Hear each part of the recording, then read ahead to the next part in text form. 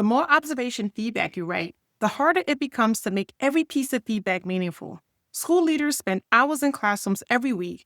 They notice strong questioning, missed opportunities, student engagement, instructional moves, misconceptions, transitions, and classroom culture. Then they walk back to their office with their 20 minutes before the next meeting and are expected to turn 45 minutes of complex teaching into feedback that actually helps someone grow. That is where many observation cycles break down. Not because leaders are not paying attention, but because translating observation notes into specific, actionable coaching takes time. When time is limited, feedback often becomes generic, and we end up using phrases like students were engaged or increased opportunities for discourse. May be well-intentioned, but they rarely tell teachers exactly what was effective or what they should try next.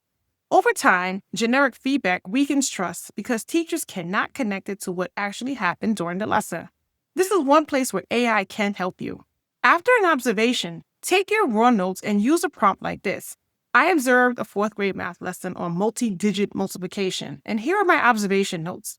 Write feedback that includes 2 specific reinforcements tied to evidence from the lesson, 1 refinement area supported by evidence, and 1 practical next step the teacher could implement immediately.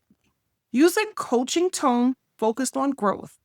Then paste your notes exactly as you recorded them. Bullet points are fine, sentence fragments are fine. What comes back is often far more organized and actionable than what leaders can produce under time pressure. So instead of writing great questioning, the feedback may identify a specific sequence of questions that move students from recall to application and explain why that mattered for learning.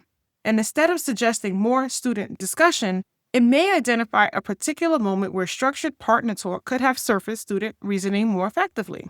Then you're going to take it one step further. Ask AI to generate a follow-up coaching question and a brief check-in message you can send a week later. Now the feedback is connected to an ongoing coaching conversation rather than a single observation event. The important thing to remember is that AI is not evaluating the lesson, the leader is. AI is not deciding what matters, the leader is. And AI helps organize evidence, strengthen language, and create coherence. Professional judgment remains at the center of the process. Teachers deserve feedback that reflects what actually happened in their classroom and helps them improve their practice.